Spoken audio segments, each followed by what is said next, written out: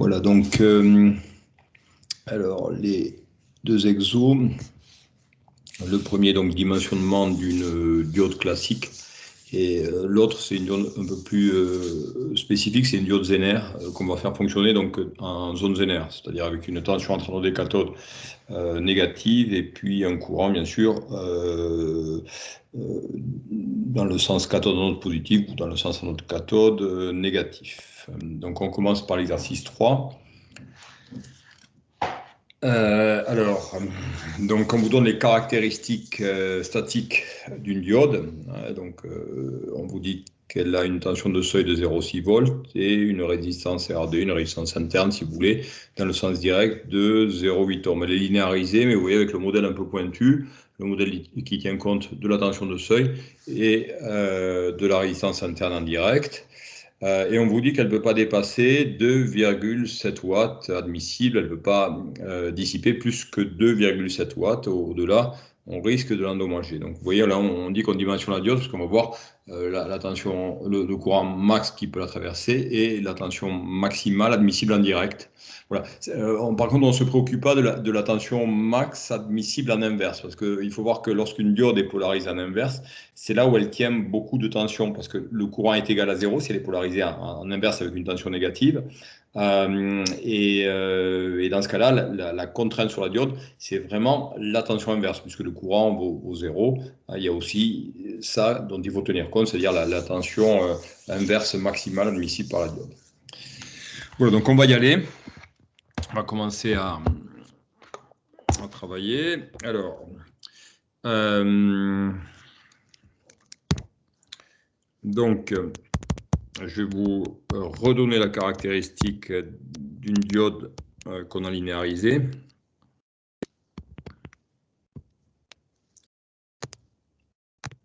Alors, la caractéristique, c'est la suivante. Donc là, on tient compte du seuil.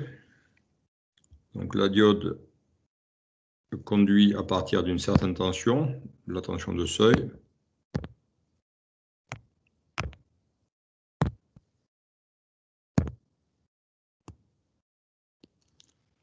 Et lorsqu'elle conduit, elle conduit avec une certaine résistance. La caractéristique n'est pas tout à fait verticale.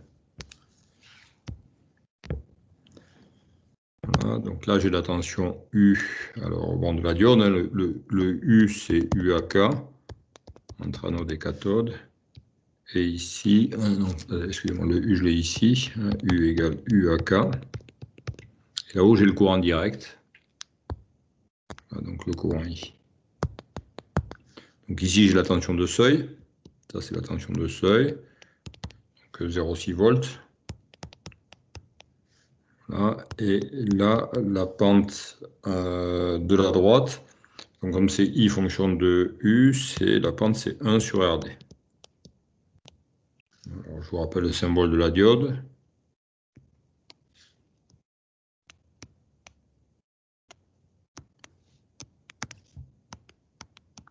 Notre cathode.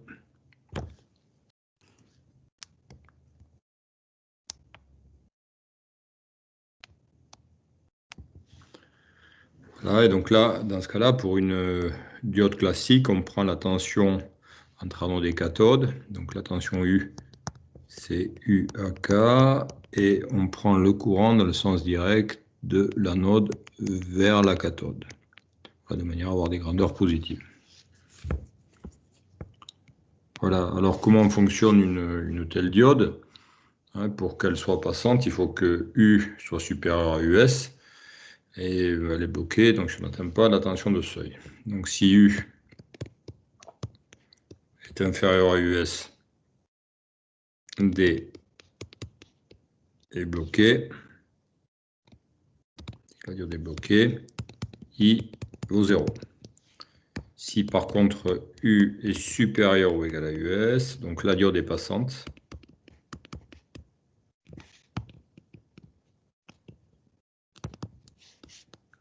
Et donc là, I va être strictement positif.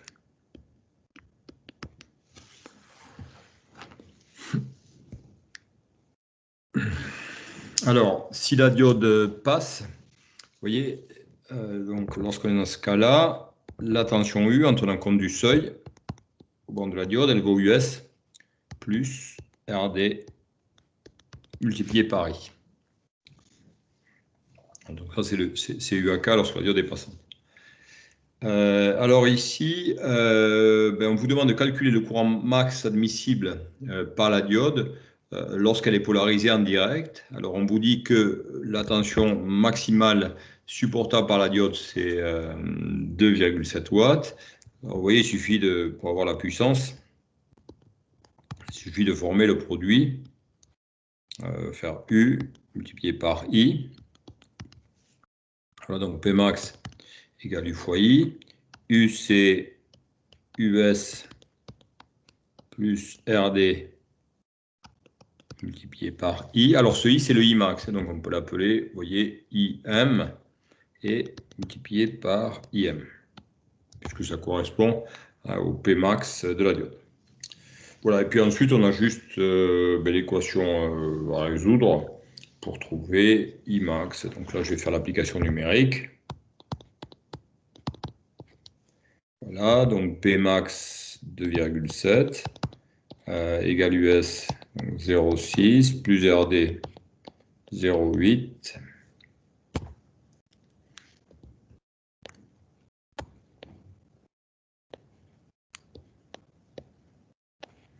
multiplié par Imax. Voilà, et puis je résous ma petite équation du second degré. 0,8 Imax carré plus 0,6 Imax moins 2,7 égale 0.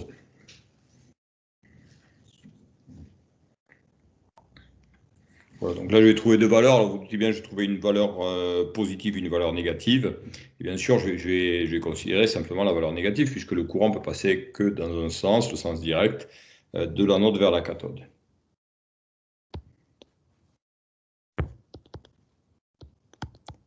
Voilà, donc je résous mon équation du second degré.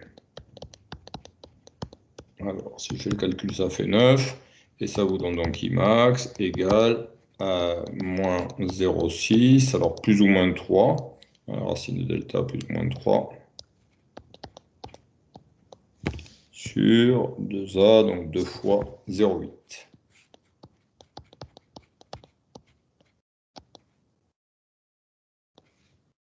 Voilà, alors si je fais le calcul,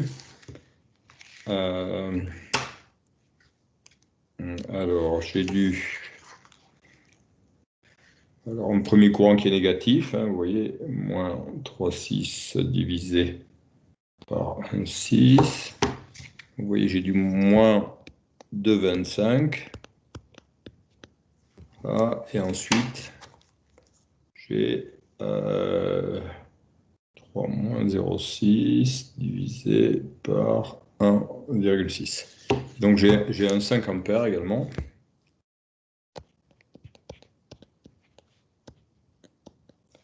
Donc ça j'oublie parce que c'est négatif. Et donc la bonne valeur du courant max admissible, c'est 1,5 ampères.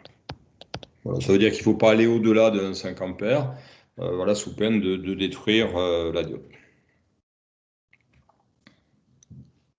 Voilà, donc ça s'appelle dimensionner une diode, voir dans quelles conditions un peu extrêmes elle peut fonctionner.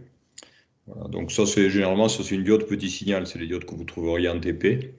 Vous voyez avec un courant de 1,5 ampères max.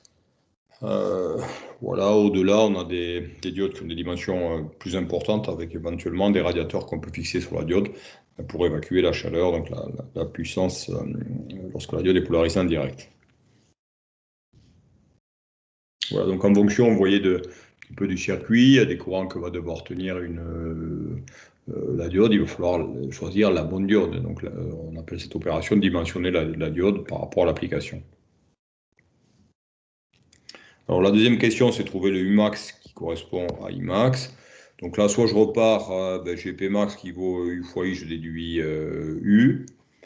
Ou je peux faire aussi Umax égale US plus RD multiplié par Imax. Donc US 0,6. RD Imax, ça fait 0,8 multiplié par 1,5. Monsieur, j'ai une question. Oui, je vous écoute. Comment vous êtes passé de Pmax égale à U fois IM à US plus RD, IM Parce que fois I? le U, c'est ce que j'ai écrit ici, vous voyez, le U vaut US plus RD fois I. Et comment on le sait ça? Alors, parce qu'on vous dit d'utiliser le modèle avec seuil et résistance. Regardez la caractéristique, je l'ai ici, hein, lorsqu'elle est polarisée en direct. Vous voyez, donc si la tension U est plus petite que 0,6, si vous regardez la caractéristique, vous voyez, si elle est plus petite que 0,6, le courant ne passe pas, la diode est bloquée. Par contre, vous voyez, si la tension est supérieure à 0,6, alors la tension de la diode, on le voit ici, hein, vous voyez, on a U, hein, si j'essaie de trouver l'équation de la caractéristique, hein, vous voyez, c'est la caractéristique qui a une certaine pente, je vois que j'ai U qui est égal à 0,6 et U égale 0,6 plus RD multiplié par I, hein, puisque la pente, vous voyez, c'est de cette droite-là, hein, c'est 1 sur RD. D'accord, donc on peut, voilà, hein, on a U qui est égal à US plus RD fois I, je le déduis de l'équation de cette caractéristique-là, hein, vous voyez, donc de la caractéristique qui a une pente égale à 1 sur RD. C'est bon, vous avez compris d'où ça sort? Oui, merci. Voilà. Voilà, donc ensuite je résous mon équation, ça fait une équation du second degré, et je trouve Imax. Alors voilà, pour trouver Imax, US plus RD fois I, ou vous faites P divisé par Imax. Alors si je fais ça, donc 0,6 plus 0,8 fois 1,5, ça fait 1,8 volts.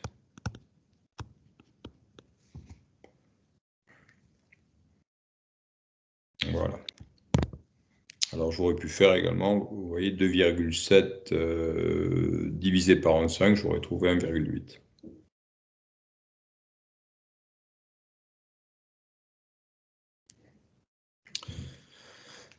Voilà.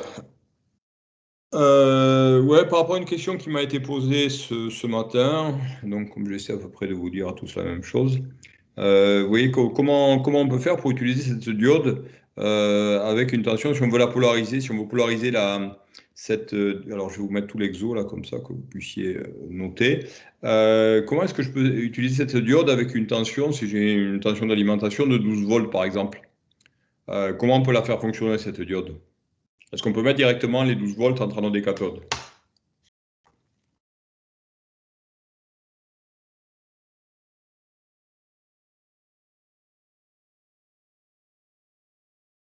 Ah, dites-moi.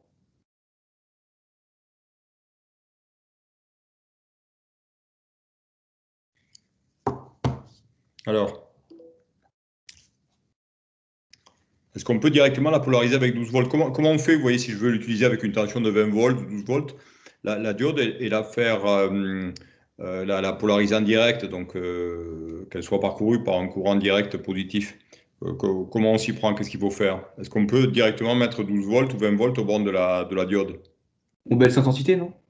Comment? On baisse l'intensité? Ouais, mais comment faire pour baisser l'intensité? Vous voyez que c'est Donc, la voilà, tension et le courant au bord de la diode, ils sont liés par la caractéristique. Hein, voilà, le U égale US plus RD fois I. bon, on augmente la résistance alors, non? En? On augmente la résistance, enfin la valeur de la résistance. Ouais, mais la résistance RD, c'est la résistance de la diode. Donc, qu'est-ce qu'il faut faire avec la Ah, diode? bon, on en met une autre devant. Voilà, il faut mettre une autre résistance. Il faut faire ça. Vous voyez, si vous avez, regardez par exemple ici, voilà, j'ai une tension de 20 volts. J'ai un E égal à 20 volts. Si je ne veux pas détruire la diode, il ne faut pas que je mette les 20 volts directement sur la résistance. Vous voyez, je vais sur la diode plutôt. Je vais passer par l'intermédiaire d'une résistance. Voilà. Ensuite, là, vous mettez la diode dans le circuit. Voilà. Et là, vous êtes sûr. Alors, vous mettez peut-être une résistance. On peut mettre une résistance de 100 ohms, par exemple. Et là, on est sûr qu'on ne va pas la détruire. Voilà, vous voyez, donc là, je vais avoir Là, j'ai U. Donc, j'ai E qui est égal, alors j'ai le courant I, bien sûr. E qui est égal à RI plus U. Et U, ben, c'est 0,6 plus, c'est US, hein, si vous voulez, plus RD multiplié par I. Ouais, donc, vous voyez que I, c'est E moins US divisé par R plus RD. Là, si je fais l'application numérique, donc 20 moins 0,6 divisé par 100 plus 0,8, ça vous fait autour de alors 19,4, on doit être à 194 mA. Vous voyez qu'on est encore loin des 1,5 volts admissibles par la diode. Il suffit de mettre une résistance en série. Alors cette résistance, on peut la dimensionner. Vous voyez, si on veut un courant plus élevé, il faut une diode il faut mettre une résistance plus petite, voilà, mais pas trop descendre en résistance, parce qu'effectivement, ensuite on peut s'approcher du courant max admissible par la diode. Voilà. Alors vous voyez d'ailleurs que si on considère ici que la diode, je vais l'appeler D, ma diode.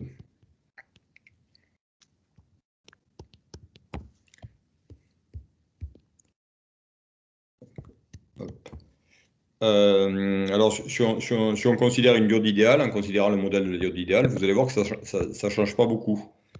Si on considère que D, c'est une diode idéale.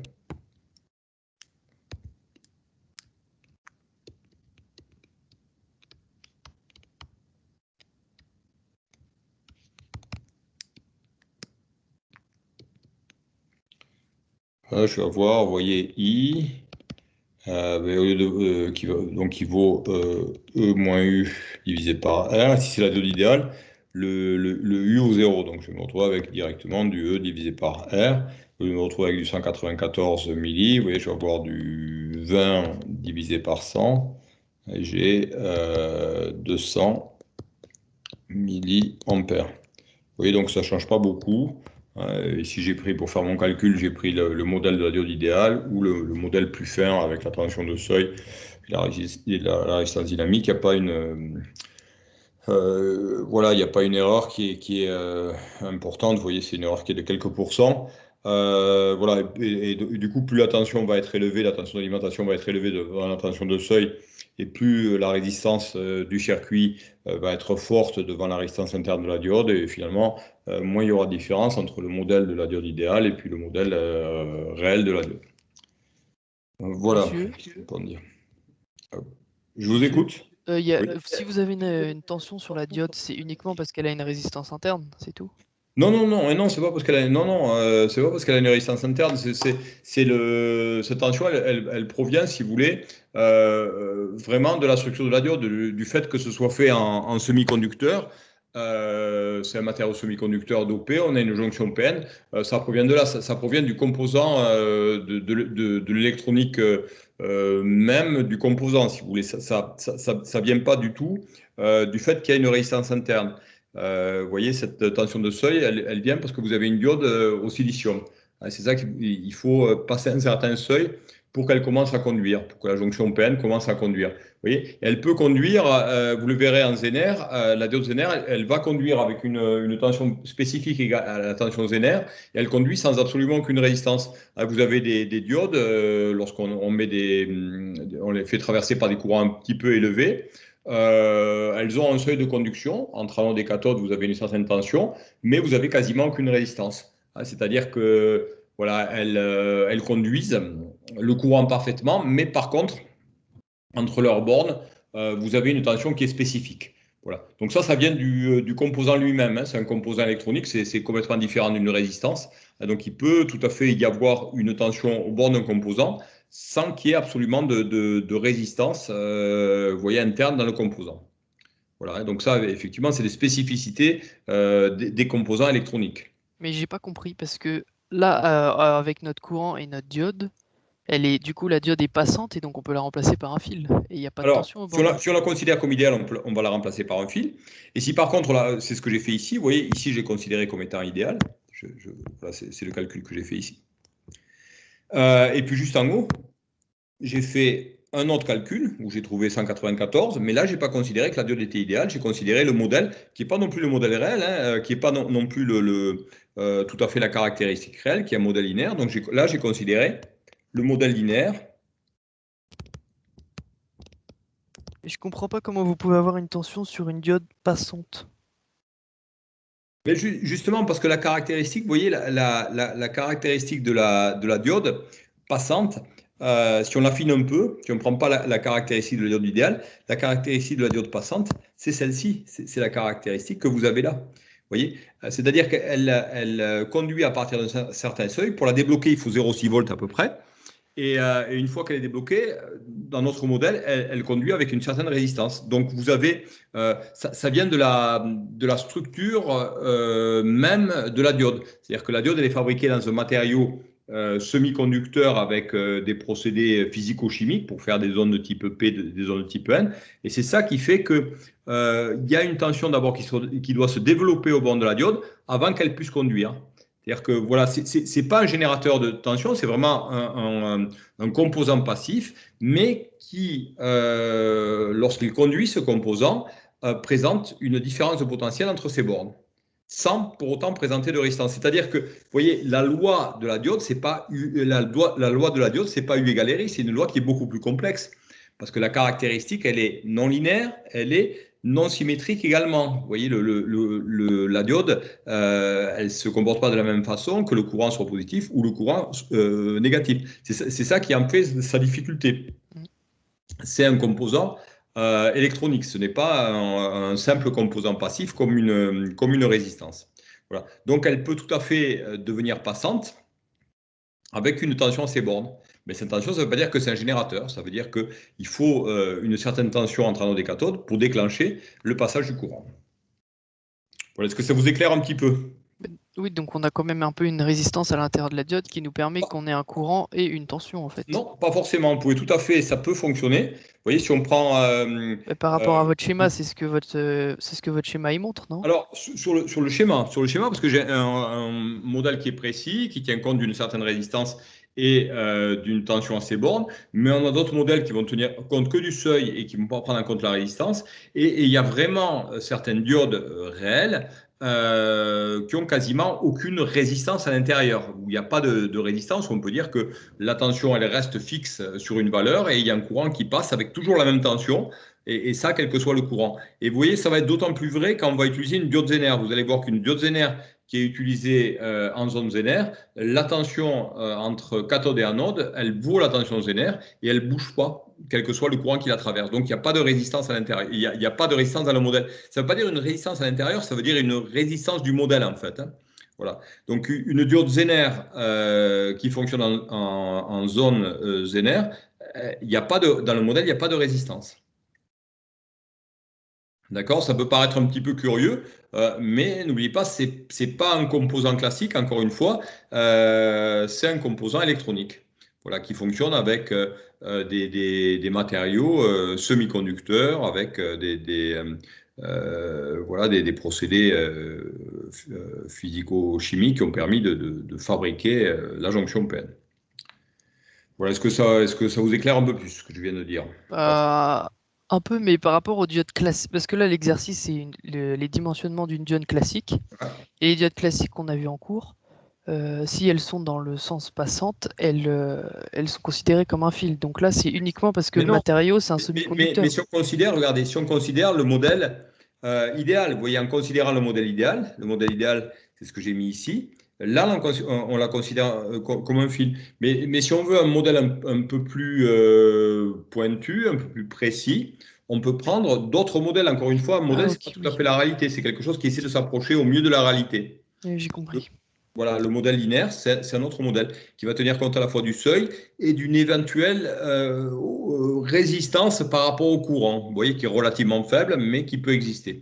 Mais je vous dis, pour certaines diodes, il peut y avoir la tension de seuil, mais il peut ne pas y avoir du tout de résistance. C'est-à-dire que le courant, il passe sans aucune encombre. Par contre, il y a une tension qui se développe entre les bornes de la diode. C'est compliqué, hein, il faut y réfléchir parce que ça demande une autre gymnastique intellectuelle, c'est plus dur que quand vous avez que des composants linéaires dans un circuit. Voilà, il faut réfléchir et vous allez voir que le prochain exo avec la diode Zener, il n'est pas forcément évident non plus. Voilà, il faut arriver à comprendre tout ça. Voilà, est-ce que tout le monde a noté ce que j'ai fait à l'exercice 3? Est-ce que je peux l'effacer pour passer à l'exercice 4? Dites-moi. Ouais, c'est bon pour moi. C'est bon?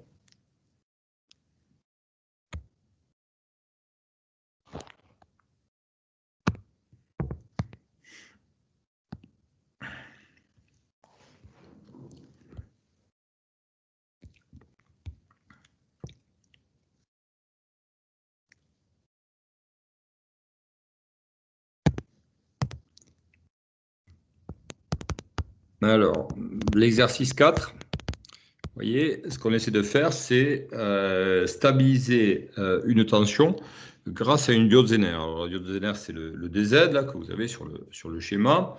Et la tension qu'on souhaite stabiliser, ben, c'est la tension sur la résistance RC, c'est la tension U. Vous voyez, et à l'entrée, la tension d'alimentation, c'est une tension E qui peut fluctuer. Il ne faut pas oublier qu'une tension continue, très souvent, elle provient d'un chargeur.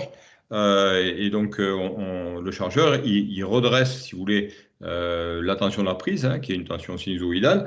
Donc, il la redresse avec un montage électronique. Alors, souvent, quand elle est redressée, elle peut présenter encore une certaine oscillation. Et on va voir que le fait de placer la diode Zener et de fonctionner dans une certaine plage de valeurs, ça peut permettre d'avoir une tension au bord de la résistance RC qui ne bouge pas, qui est égale à la tension Zener. Donc ici, on vous dit la tension Zener, c'est 6,2 volts. Vous voyez, et cette tension-là sur RCL va rester égale à 6,2 volts. Et quels que soient finalement les battements qu'on peut avoir sur la tension E. C'est-à-dire la tension E peut fluctuer un petit peu. Et ces fluctuations, vous voyez, elles peuvent ne pas du tout engendrer de variation sur la tension U. Voilà, c'est ce qu'on cherche à voir ici. C'est dans quel intervalle E peut osciller, peut fluctuer sans qu'il y ait d'incidence sur la tension U. Donc avec une tension U qui reste bien égale à la tension Zener, donc aux 6,2 volts. Et on dit dans ce cas-là qu'on a stabilisation de la tension redressée au niveau de la charge RC. Voilà ce qu'on veut faire ici. Alors, je vous rappelle la caractéristique de la diode Zener. Alors, on vous dit une caractéristique d'une diode Zener parfaite, donc sans absolument aucune résistance.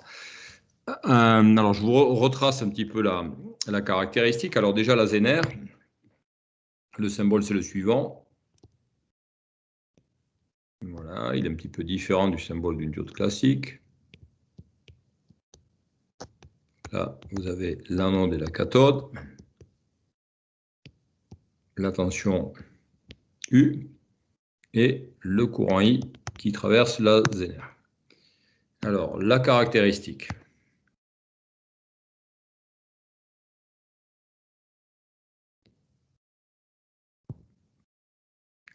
Donc, la caractéristique U, fonction de I. Alors, on va considérer qu'elle est idéale. Donc, lorsqu'elle est polarisée en direct, elle se comporte comme une diode classique.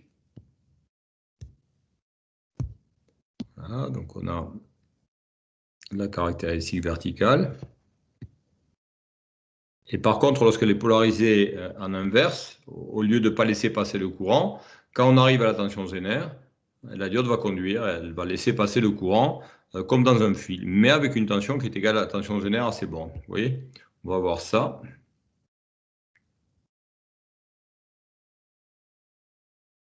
Voilà. Et ensuite, un trait vertical. Voilà. Et là, j'ai la tension UZ. Donc là, ça fait en polarisation, vous voyez, si je prends la tension entre anode et cathode, c'est un UZ qui est égal à moins 6,2 volts.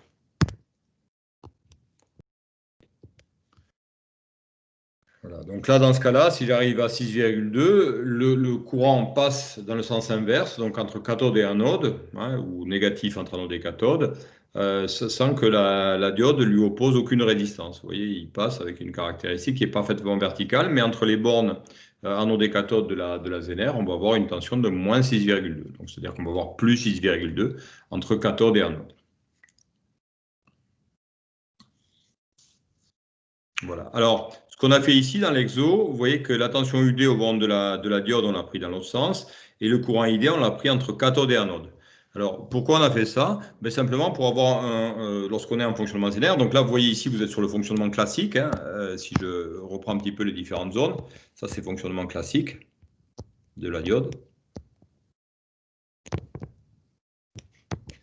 Et ici, c'est le fonctionnement zénaire, en zone zénaire, hein, fonctionnement en zénaire. Alors, une diode zénaire peut fonctionner comme une diode classique. Voilà, alors ce qu'on a fait dans l'exo, au lieu de prendre U entre anode et cathode et I de l'anode vers la cathode, on a inversé. Et on a fait ça. Alors je vais vous retracer la caractéristique simplement de la zone zénaire.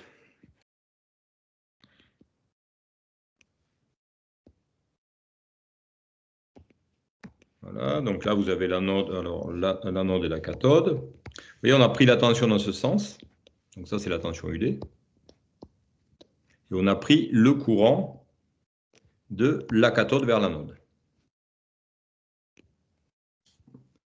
Voilà, donc on a tout inversé. Du coup, vous voyez que j'ai UD qui est égal à moins U. Et j'ai le petit ID qui est égal à moins grand I. Ouais, donc ça, c'est la caractéristique que je vous avais donnée dans le cours, celle que j'ai là-haut, avec U et I. Donc si je suis en zone zénaire, ben, j'ai un U négatif et un I négatif. Et, vous voyez, et si on change, si on fait le changement de variable UD égale moins grand U et petit ID égale moins I, vous voyez que la caractéristique en zénaire, donc je vous la trace ici.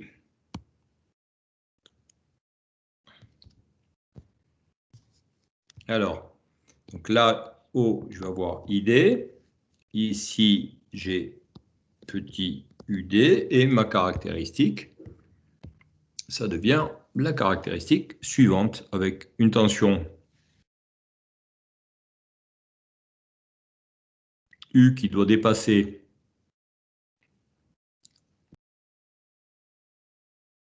enfin qui doit être égal à UZ pour que ça fonctionne. Voilà, et ensuite, lorsqu'on atteint ce UZ, le courant passe absolument sans aucune résistance.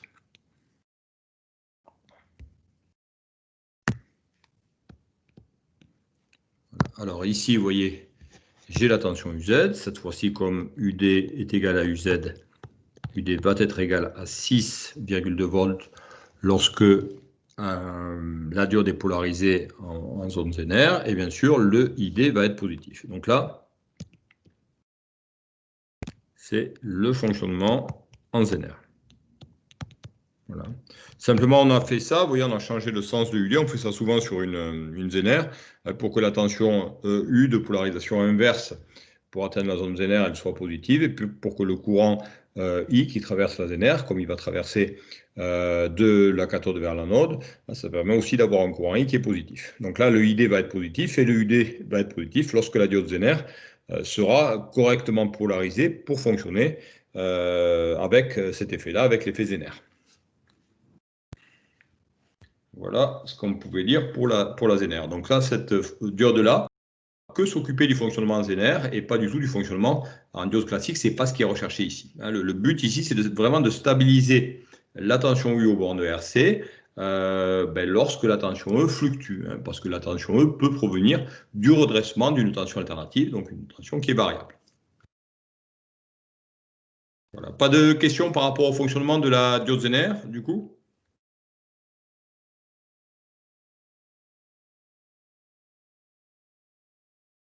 Voilà, donc avant de commencer, voilà, je vais me refaire un petit peu de place, c'est-à-dire que voilà, ça c'était un petit rappel, et puis pour bien vous montrer également que ici, avec le fléchage qu'on a pris pour la tension et le courant, hein, le UD sera positif avec un courant ID positif, et tout ça en fonctionnement de zone zénaire. Voilà, donc j'efface tout ça, si vous l'avez noté.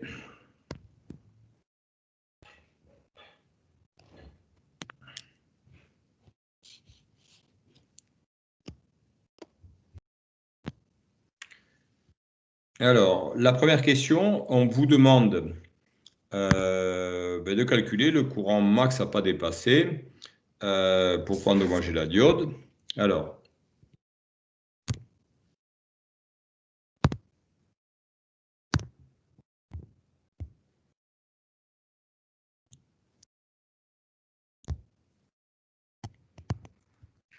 Alors, on vous dit que Pmax,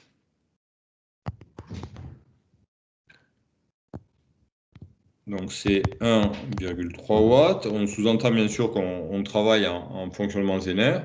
Donc, vous voyez qu'ici, il n'y a pas de résistance, il n'y a aucune résistance pour la Zener. Donc, dans ce cas-là, vous voyez, la tension Pmax, ça va être donc UD multiplié par ID max, hein, on va appeler ça IDM plutôt, c'est plus pratique. Le UD, si elle fonctionne en Zener, c'est UZ, donc multiplié par ID max. Voilà, et donc ID max, donc égale UZ, divisé par, plutôt Pmax divisé par UZ. Donc 1,3 divisé par 6,2. Si on fait le calcul, ça fait 0,21 ampères. Donc il ne faut pas dépasser un courant de 0,21 ampères lorsque la diode est polarisée en inverse, donc avec dans la zone Zener.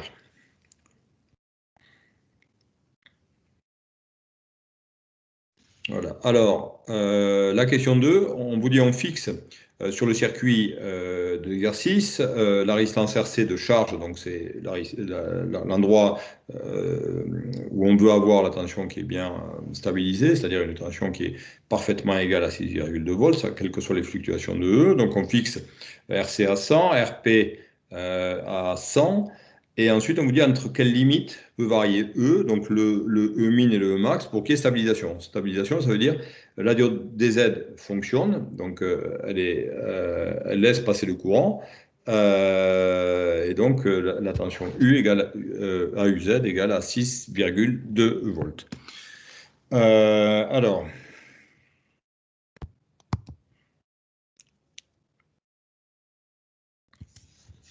Donc, je vais reproduire le schéma de l'exercice.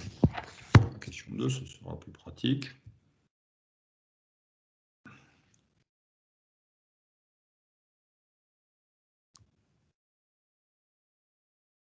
Ah. Alors, on va agrandir un petit peu.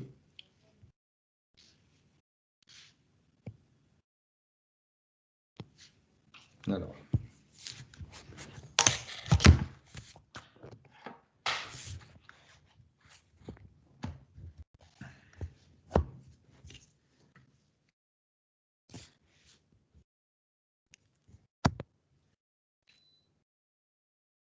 Alors, GE, mais que je ne connais pas, c'est ce qu'on cherche à déterminer. On a RP égale 100 ohms, RC égale 100 ohms également. Donc, le E peut fluctuer, donc le E va fluctuer entre une valeur minimale et une valeur maximale. Donc, on veut ces valeurs extrêmes pour que la diode Zener conduise, DZ conduit.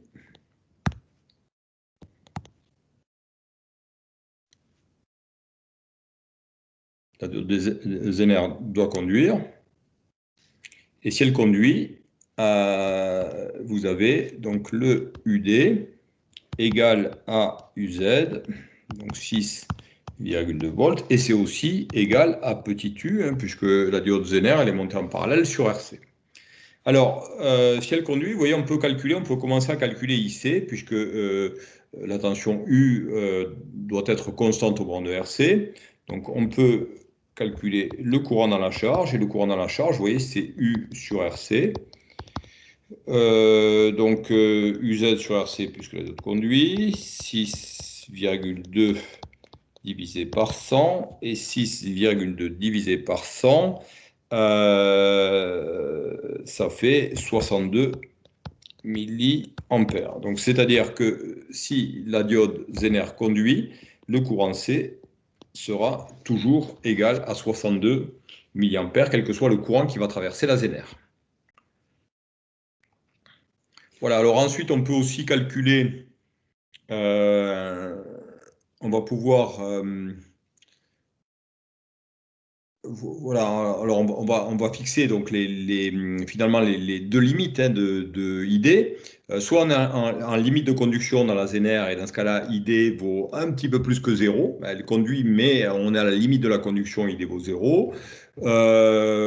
Ou l'autre possibilité également, c'est que la diode elle conduise bien, mais elle ne doit pas dépasser, le courant dans la diode Zener ne doit pas dépasser les 0,21 ampères. Donc il faut un petit peu voir ce que ces deux valeurs extrêmes pour ID vont donner sur la tension.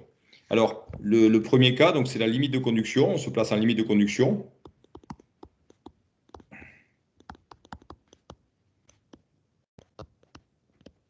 Donc en limite de conduction, donc je vais avoir ID, la diode va être passante, la Zener va être passante, mais juste passante.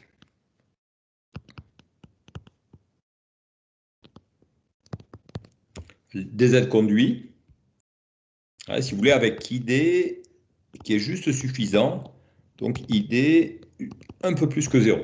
ID égale à 0 plus. Voilà. Alors, avec ça, je peux calculer I. J'ai I, donc là, je me suis placé en limite de conduction. Hein, donc, ID égale 0 plus. Je peux calculer I, hein, puisque I, c'est loi des nœuds, ID plus IC. Donc, ça va donner IC, puisque ID vaut 0. Hein, on est en limite de conduction, un peu plus que 0. Donc, 62 milliampères.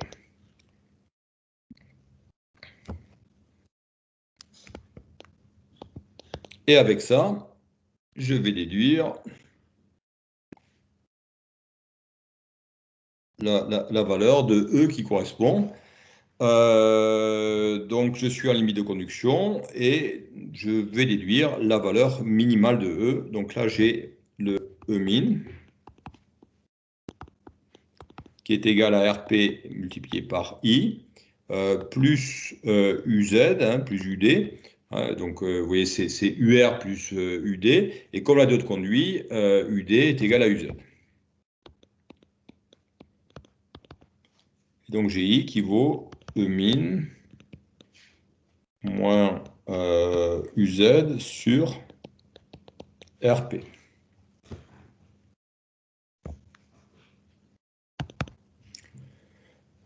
Alors, le E min... Ah oui, non, c'est le E min qu'on cherche. On connaît I, excusez-moi, et je cherche E min. Donc là, j'ai juste à faire en fait l'application numérique.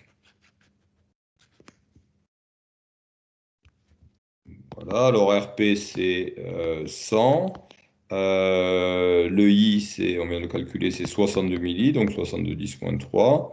Et UZ, c'est 6,2. Donc vous voyez, 62 10.3 fois 100, ça fait aussi 6,2. Et ça fait donc 12,4 volts. Ça veut dire que la tension E doit être égale au moins 12,4 volts pour qu'il y ait un courant juste égal à 0. Vous voyez un petit peu plus que égal à 0 qui passe dans DZ. Par contre, si on allait sous les 12,4 volts, par exemple avec une tension E de 10 volts, là, le courant dans la diode Zener ne pourrait pas être égal à 0, hein, c'est-à-dire qu'il ne pourrait pas être égal à 0 plus, qu'il soit négatif, et un courant négatif pas passer dans la diode Zener. En tout cas, avec cette orientation-là du courant et de la tension. Voilà, donc ça c'est la valeur minimale du courant. Alors la valeur max, elle va être obtenue lorsque ID est égal à Imax. Donc ensuite, là, pour avoir le E max, le max, donc on va voir ce qui se passe lorsque ID est égal à IDM égale à 0,21 ampères. Et ça va nous donner la valeur max de E. La valeur à pas dépasser, sinon ça risque de griller la diode. Voilà. Donc là, on connaît ID, on connaît IC. On va déduire I, toujours I égale à ID plus IC. Donc 0,21 plus IC c'est 62 milli.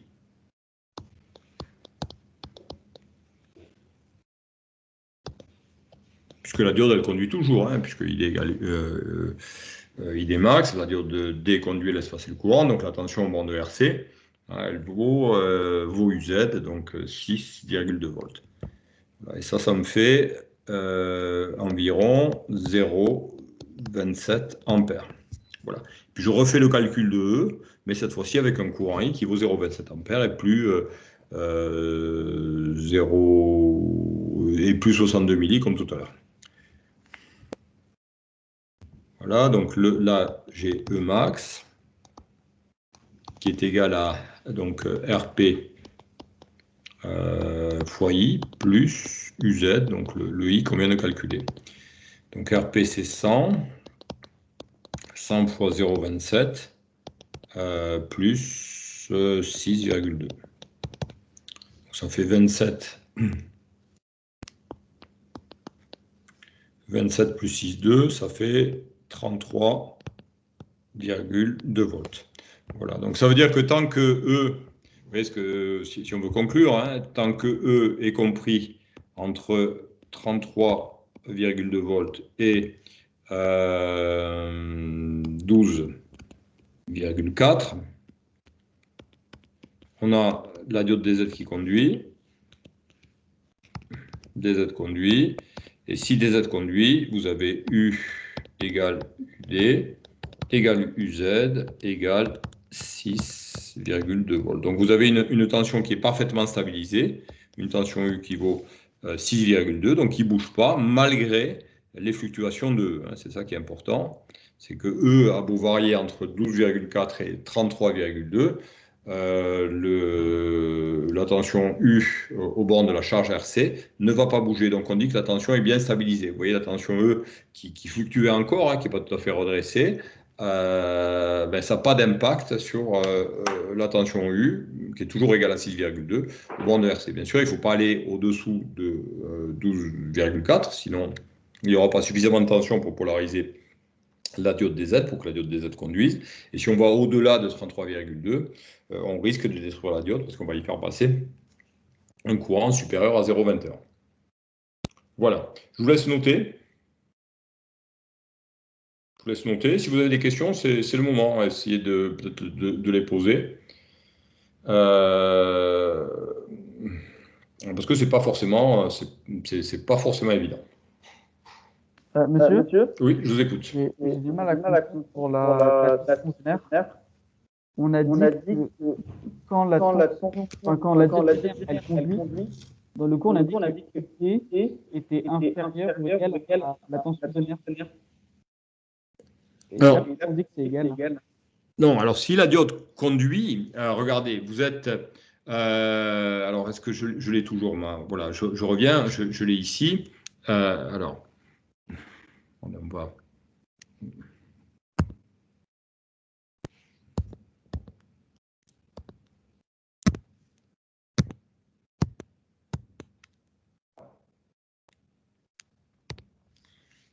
Je vais la retracer là avec une autre couleur, une couleur spécifique.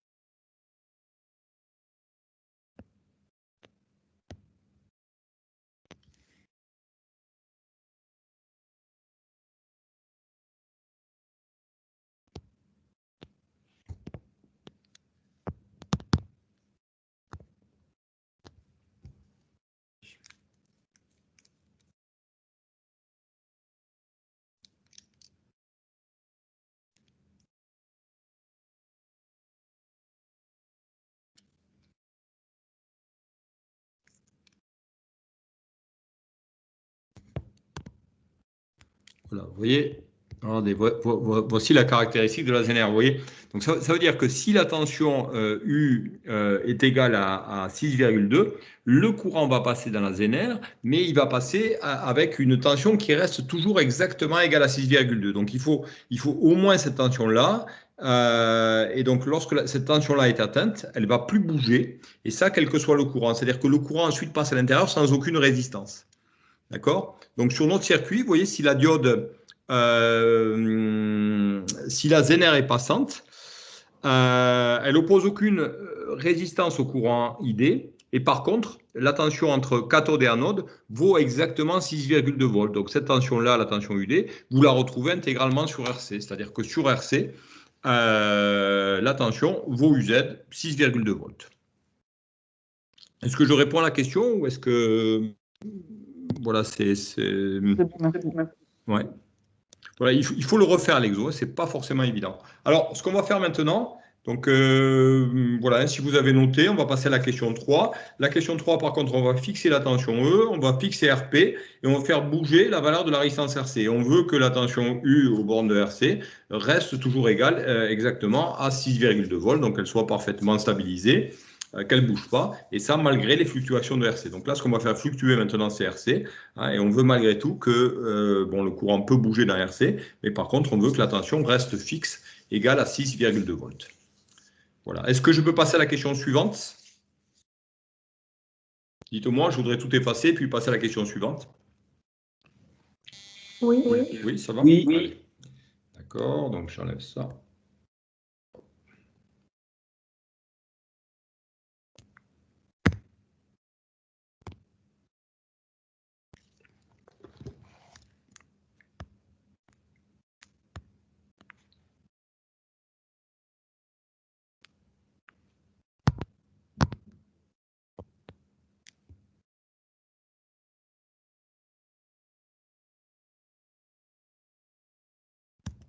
Alors, on vous dit ici que E est fixé à 24 volts.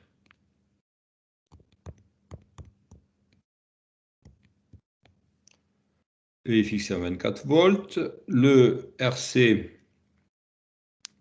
par contre, n'est pas fixé. Voilà. Alors, on souhaite ici que la tension U au banc de RC soit stabilisée, c'est-à-dire qu'elle reste égale à 6,2 et ça, quel que soit, dans une certaine plage de valeur pour RC qu'on va déterminer. Alors, donc, ce que je cherche, moi, c'est le RC min et le RC max, de manière à ce que DZ conduise.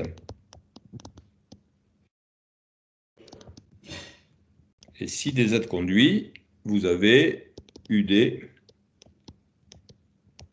qui est égal à UZ. Et comme U est égal à UD et que UD vaut UZ, donc voilà, la tension au bord de la résistance RC doit rester égale à 6,2 volts. Elle ne doit pas bouger. D'accord?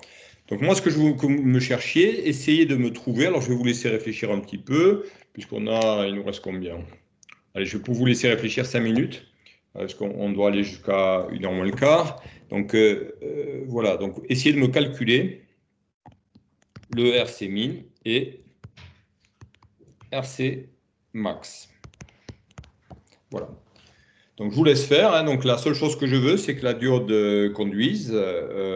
Si elle conduit, UZ est égal à 6,2. Donc, dans quelle limite pour RC je peux avoir cette tension fixée entre cathode et anode à 6,2 volts. Voilà. Je vous laisse chercher 5 minutes. Hein. Je vous laisse jusqu'à les 5 ou 6 minutes, jusqu'à 30, 32, et puis après je corrigerai pour voir si vous avez compris. Vous voyez, essayez de voir un petit peu. Donc il y a deux cas à traiter. Donc le cas où la résistance RC va être faible, si elle est faible, vous voyez, ça veut dire que le courant IC va être important. Et dans ce cas-là, vous voyez, c'est le courant dans la diode ID qui va être faible. Et puis ensuite, l'autre valeur extrême, vous voyez, le RC max, dans ce cas-là, le IC va être petit, c'est la valeur du courant ID dans la diode qui va être grande. Et, cette valeur ne peut pas dépasser 0,21 ampères, donc sous peine de griller la diode. Voilà, et donc ça vous donnera la valeur du RC max. Voilà, donc je vous laisse faire 5-6 minutes. Je vous laisse chercher, donc prenez une feuille et un crayon, essayez de chercher, et puis vous me dites ce que vous trouvez.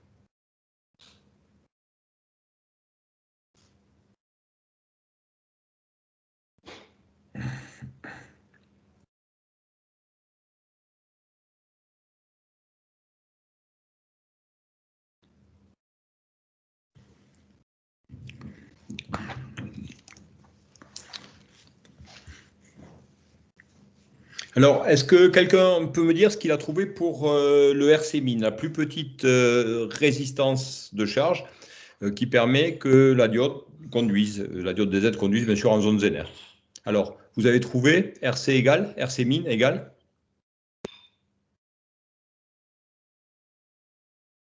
Personne n'a trouvé? Combien? 100 ohms. Non, non, non, c'est pas ça. 23. Combien? 23. Non, non plus. 8,3. Ah non, non, vous n'y êtes pas. Alors, certains l'avaient trouvé dans le groupe précédent, donc c'est pour ça que je vais vous laisser un peu chercher. Alors, bon, ce qu'on peut faire ici, ce qu'on doit réaliser, c'est une stabilisation. Donc, dans tous les cas, DZ doit conduire. Hein. Donc, DZ conduit. Si elle conduit, UD égale UZ égale la tension zener 6,2 volts. Alors, vous voyez que sur la maille de gauche, on n'a que des valeurs qui sont connues, puisqu'on connaît E, on connaît RP et on connaît UD. Voilà, donc je peux calculer de cette manière, je vais pouvoir calculer I, et puis ça, donc le RC soit max ou minimum. Donc je vais pouvoir écrire que E égale à RP fois I plus UD, ouais, et UD c'est UZ. D'accord, donc ça me permet de calculer I. I vaut E moins UZ divisé par RP. Alors E c'est 24, E vaut 24 volts. Donc 24 moins UZ moins 6,2 divisé par 100, ça fait 17,8, ça fait environ 0,18 ampères. Voilà, donc le courant, dans tous les cas, que la résistance RC soit faible ou plus élevée, à partir du moment où DZ conduit, le I va être égal à 0,18 ampères. Voilà, alors on peut envisager le premier cas où on est en limite de conduction.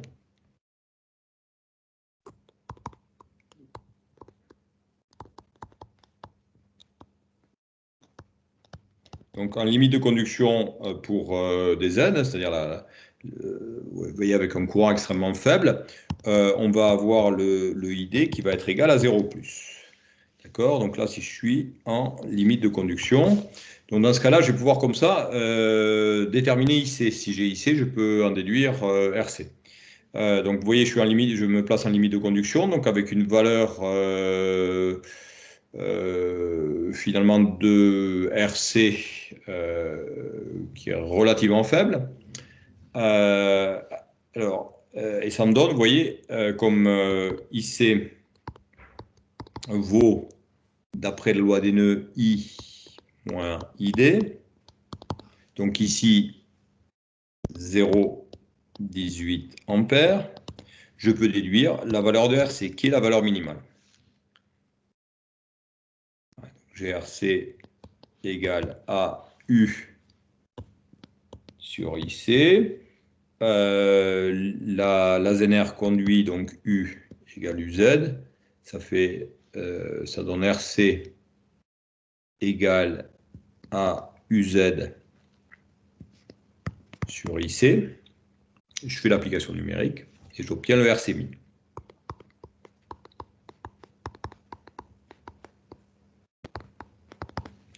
UZ donc 6,2 est divisé par 0,18.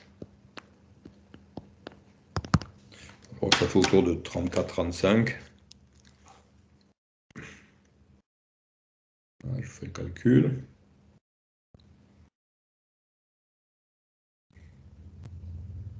Alors 6,2 divisé par 0,18. Voilà, ça fait 34, on va dire 34-35, on peut arrondir autour de 35. Vous voyez, autour de 35 ohms. C'est-à-dire qu'il ne faut pas aller plus bas que 35. Vous voyez, si je vais plus bas que 35, ça va faire diminuer le courant IC. Si le courant IC diminue, en fait, ça aurait tendance à donner une valeur de ID négatif. Et un ID ne peut pas passer ici en zone Zener de l'anode vers la cathode. D'accord, ID négatif, ça veut dire une diode Zener du coup qui ne conduit pas. Si elle ne conduit pas, vous pouvez la remplacer par un circuit ouvert, et dans ce cas-là, bon, ID vaut toujours 0. Donc là, il n'y a plus de régulation. Voilà, donc là, j'ai le RC min. Alors après, je vais voir un petit peu au niveau du max. Alors, donc pour trouver le RC max cette fois-ci, c'est ce qu'on va essayer de faire. Donc le RC, si le RC est maximum, vous voyez que IC va être minimum. Et du coup, le courant dans le diode Zener sera maximum. Alors vous voyez que le courant ID dans la Zener, au max, il est égal à 0,21 ampères. Donc en fixant, vous voyez, en augmentant le RC, pour faire en sorte que le IC soit le plus faible possible, de manière à augmenter au maximum le courant dans la diode. Vous voyez, on peut arriver au maximum à 0,21 ampères. Si on est à 0,21, on va essayer comme ça de déduire I. Alors le I, on le connaît, c'est toujours 0,18. Je vais essayer de déduire IC. Donc je sais que IC, loi des nœuds, IC vaut I moins ID. Donc I, c'est 0,18 moins ID moins 0,21. Et vous voyez que c'est négatif. IC est négatif avec un I qui serait égal au maximum. Donc vous voyez que pour arriver au maximum, il faudrait pouvoir inverser le courant, ce qui n'est pas possible, avoir un IC négatif dans le RC, ce qui n'est pas possible puisque U vaut 6,2. Donc ça, c'est impossible. Donc ça veut dire que vous pouvez augmenter le RC autant que vous voulez. Vous pouvez faire tendre RC vers l'infini.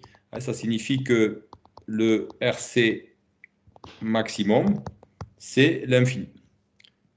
Et donc, en fait, on peut faire varier RC entre 35 ohms et l'infini. Et dans cet intervalle-là, la diode DZ va conduire. DZ conduit. Et si DZ conduit, U égale UD égale UZ égale 6,2 volts. Donc là, la tension au bord de la résistance de charge reste bien stabilisée à la valeur de la tension Zener, donc à 6,2 volts. Voilà, donc j'ai terminé avec cet exercice. Si vous avez des questions, n'hésitez pas.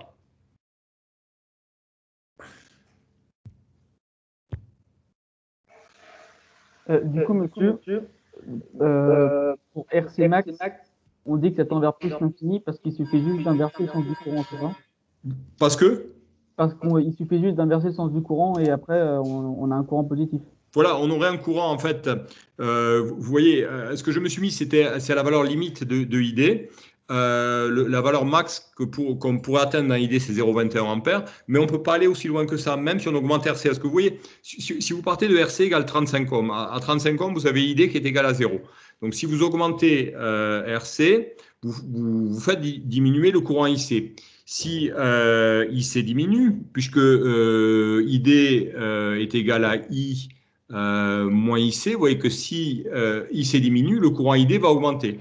Et vous voyez, on essaie de le diminuer le plus possible, de manière à arriver à ID égale à 0,21. Et a priori, si pour que ID soit égal à 0,21, il faudrait que le courant IC soit négatif, ce qui est impossible. Vous voyez, ça veut dire que vous allez augmenter RC, et vous allez au max, vous allez avoir IC qui est égal à 0. Le IC est égal à 0. Il est obtenu lorsque le RC tend vers l'infini. RC infini, ça veut dire que vous pouvez enlever le RC, c'est-à-dire remplacer le RC par un circuit ouvert.